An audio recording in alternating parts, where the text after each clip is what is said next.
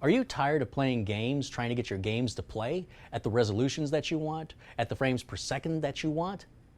Then it's the Asus STRIX 1080 that you want.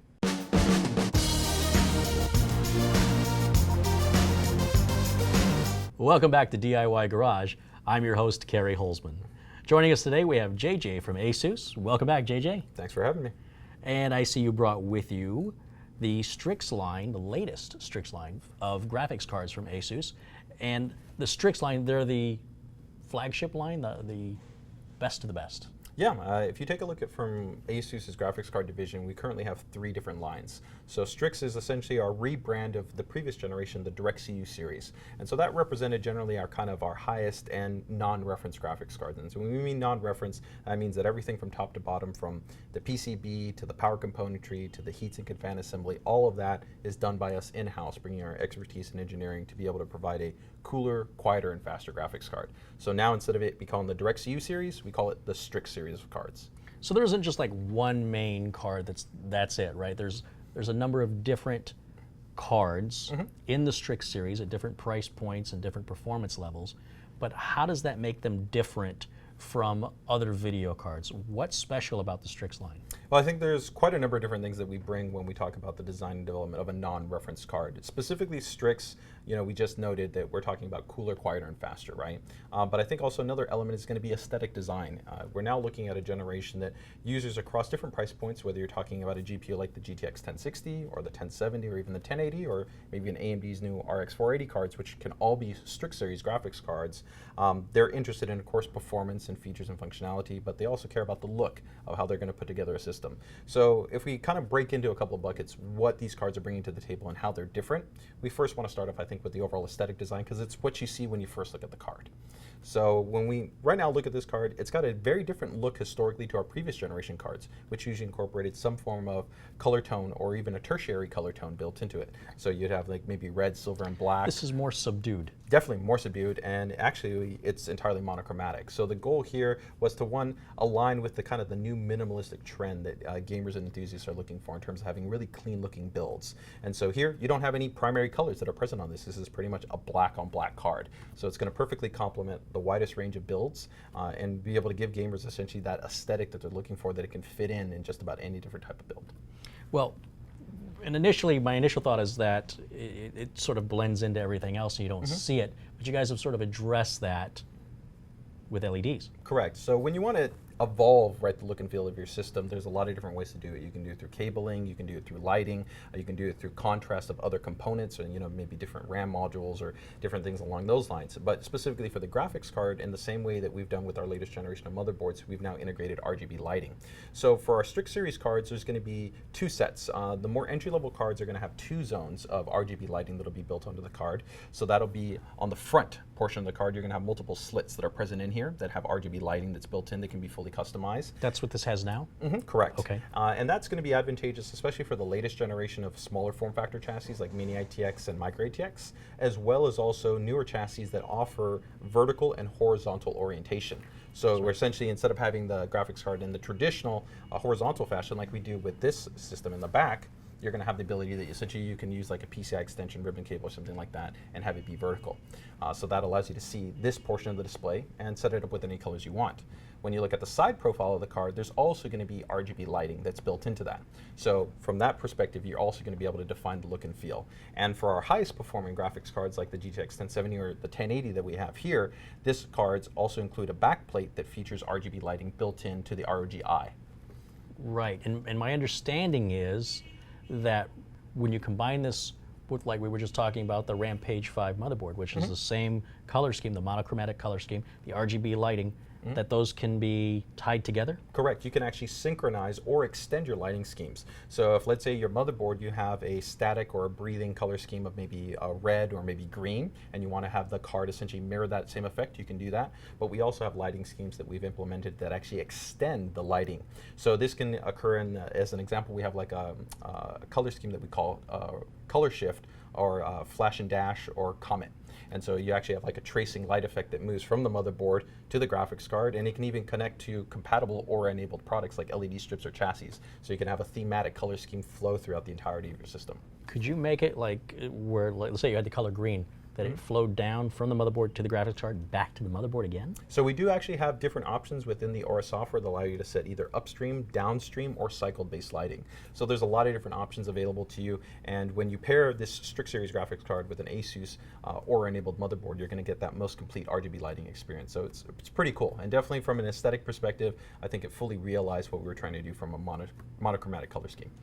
I like the customization of it. I think, to me, the appeal of making something my own, and it doesn't require any tools, even better. But one of the things that concerns me is I see a graphics card that has these large fans on it. And the first thing that I think of, because of my history with computers and fans, is noise. But I guess that's a little deceiving. Yes, definitely. I mean, like we talked about initially, the goal with always a Strix series card is to be cooler, quieter, and faster. And so when we talk about being cooler, we want to be able to design a fan implementation along with a heatsink implementation that gives us extremely low temperature performance. At the same time, we don't want it to be extremely loud. And so the advantage of actually going with 3 fans gives us the ability to actually run at much lower RPMs. So if you kind of just take the normal logic of fans, the faster a fan moves, the more audible noise that it makes. Right. So if you're moving a fan at 2,000 or 2,500 RPM, makes more noise. When we talk about these type of fans, we can run them at much lower RPMs because we have 3 fans. We also have enlarged diameters. These are optimized for static pressure. They're patented. They're called our wing blade design, and they downward fire actually air directly into this ultra-large heatsink assembly to be able to keep things cool. And a really cool feature that we also pioneered in the industry before anybody else is our 0 dB fan tech. So what this means is that the majority— 0 dB. Yeah, that means it 0 makes dB. no noise. Correct. No Zero noise. noise. Zero noise. How do you get there? It's actually built in, so we have actually custom circuitry that monitors the GPU temperature in real time. And if you're doing basic things like, checking out the latest video on Newegg TV, you're looking at email, photos, videos, whatever it might be, or even basic gaming with things like Team Fortress, Counter-Strike Go, Dota, a lot of those games, they're not going to put a large graphical load on the GPU, so the temperature is not going to be extremely high. So there's no reason for the fans to spin up. So essentially those fans will never spin, and it keeps the card extremely quiet. So what you're telling me is the way we're looking at the card right now, and the fan's not spinning, is no different than when it's plugged into a machine and you're on your desktop. Correct. The only time that those fans are actually going to kick on is when you go into the most demanding game when loads. They're needed. Exactly, when they're needed. And even when that occurs, you want to keep in mind that those fans are never aggressively ramping. Actually, under sustained load, in most situations, you're probably going to see temperatures that are usually going to be sitting between about 60 to maybe about the low 70s in terms of temperature, regardless of the GPU. So whether you're talking about a GTX 1080 or GTX 1060, you're going to get these low temperatures, low RPM fan speeds, and overall, a great acoustic experience. So I know that the cooler a chip runs, theoretically, the faster it can run. So if this has the superior cooling, then does it have superior performance as a result, and how? So that's a really great question. It actually happens in a couple of different ways, and it depends a little bit also on the architecture. With AMD cards, they don't necessarily have what's called a turbo or like a dynamic auto overclocking implementation, but definitely with NVIDIA, they do have a technology built into their cards for the 1060, 1070, 1080 called GPU Boost, where the cooler that the card operates, the faster that it can dynamically increase its clock speed. And so by us averaging much lower operating temperatures than the reference cards, we can increase the clock speeds in real time. And so this offers you much better sustained performance, because let's say for the reference GTX 1070, maybe it's consistently boosting at 1600 megahertz, right? But because essentially it's hitting 84 or 85 degrees under sustained load, it can't go any higher than that. Our GTX 1070 can boost quite a bit higher because it's running at a much cooler temperature. So that's the way that we give you better performance. Beyond that, we also, of course, have multiple versions of our Strix cards. So for users that want an even better right out of the box experience, they can buy the OC editions. So we'll offer, take for instance, our GTX 1080, we have 3 versions: a stock version, an A version, which offers a mild overclock, and then an OC version, which offers even a much more aggressive overclock, and that's pre-programmed right out of the box. Now keep in mind, all those clock speeds themselves are actually going to be higher because the cards are already operating cooler, so they're still going to even auto-overclock beyond the pre-programmed overclock speeds. Just out of the box, plug and play. Yep. Best on the block. Yep. Great experience. Guys made it so easy. The other thing that's great with Asus products, of course, you're really known for your reliability. And I assume that's being carried over, but I don't have any experience with this card, so you have to tell me a little bit about what you guys have done to continue the reliability you've Asus has been known for over the years. Yeah, so like you said, we've really kind of been the industry leader at designing cards that are known for their reliability, their quality, and their components that are utilized. And so one of the things that we set as far as an industry initiative was to be able to take that even further. And we did this through implementing the first wide implementation of SMT production, so surface mount technology.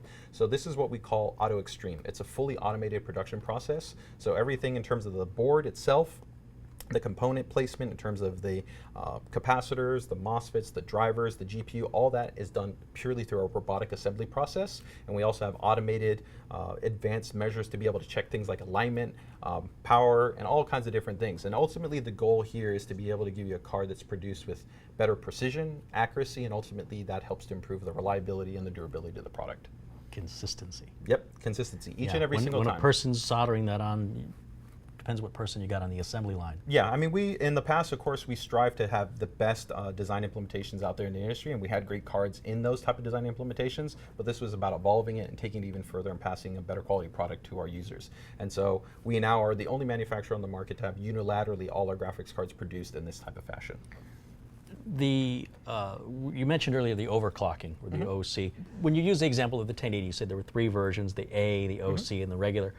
Can't you still overclock those anyway? Yes, 100%. So amongst every single one of the cards, we offer our GPU Tweak utility. So this is a piece of software that once you install it, you're going to have the full ability to not only monitor your graphics card in terms of temperatures, clock speeds, voltages, all that great stuff, but you can also go in there and customize all the parameters of the card, including voltages or clock speeds, memory speeds, fan parameters, all of those things. And there's one-touch OC profiles as well. So if you want to take the stock edition and click the OC function within GPU Tweak, you can dynamically overclock it. The main differential essentially is that overclocking is never guaranteed. Right. So when you buy essentially a pre-overclocked version of the card, you're always going to be assured that whatever it comes programmed has been validated by us to ensure that it can operate at that frequency. But for many of our users, they're going to be able to get a great OC experience by just clicking that button. Or, and of course, if they're a little bit more seasoned, they're a little bit more, brave. It's not really something you have to be that concerned with anymore. The reality is that with the new type of designs in terms of the maximum voltages that are allowed for tweaking within GPU Tweak, as well as the easy one-touch options that we have available, and even actually advances that they made in terms of driver recovery, where if you have an overclock crash, it just resets the parameters of the card, and even us not automatically applying your presets when you reboot the system. There's a lot of safeguards along with, of course, the outstanding build quality. I mean, the components that we've put on here are extremely high grade, and they have higher tolerances in terms of voltage thresholds, as well as offering better temperature efficiency. And there's ultimately more safeguards in place to be able to ensure that you can pursue overclocking with comfort and ultimately help to maximize the investment you've made in a higher performing card. So it's not your father's overclocking. The potential damage you can cause is no longer a factor. Correct, yeah. No, before we started filming this, you told me about something that I thought was figuratively and literally very cool. Yes. There are 2 fan headers, just like you'd find on a motherboard, right here on the back of the card. Correct. Tell us about that. It's a really interesting design. Actually, I remember sitting with our design team with this specific design implementation in the back of my brain in terms of saying, how can we provide more value to users in a useful and functional way to be able to extend the way that they cool their systems and offer connectivity for cooling within their systems. And so the brainchild concept was to be able to integrate some type of fan controller built onto the graphics card, because the reality is you might not have maybe the number of fan headers that you want on the motherboard that you purchase. It may be the fan you bought was specifically to cool your graphics card. Sure. You also might run into a situation where the reality is most motherboards have their fans respond only to the CPU temperature as opposed to the GPU temperature.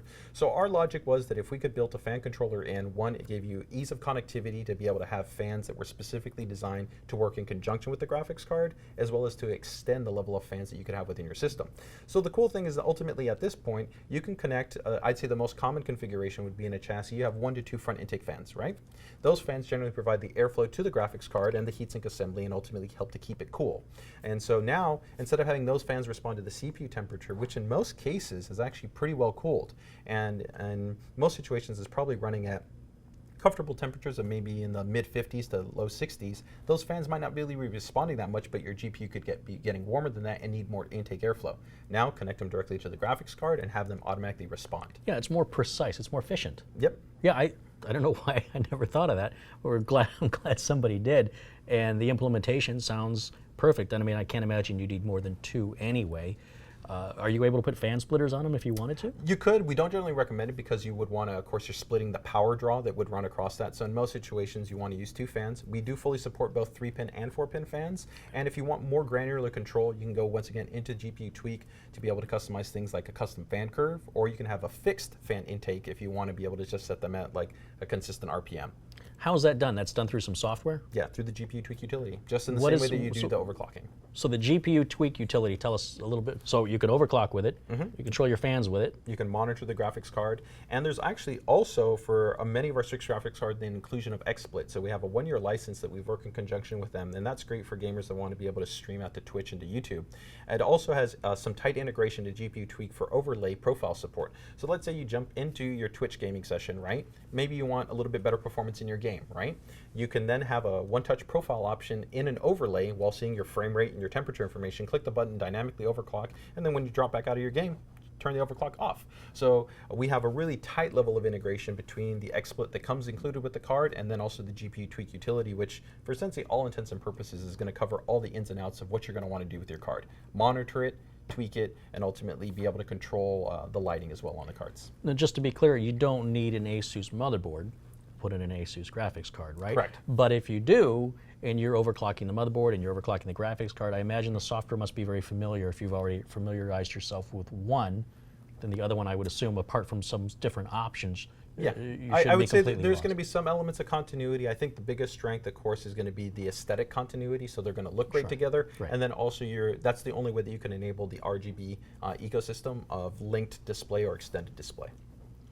Well, I mean, it sounds really cool. It's the latest from the STRIX line of ROG series, the flagship gaming cards from Asus. And thank you so much for coming in today and telling us all about them. No, thanks. As always, it's been awesome. And I think, as always, these cards are a perfect indicator of, I think, us listening to the community, everything from the RGB lighting to the premium backplate that we offer on the cards to the components, and even the VR-friendly output that we offer on these graphics cards, where you have 2 HDMI for VR-friendly headsets and HDMI monitor connection.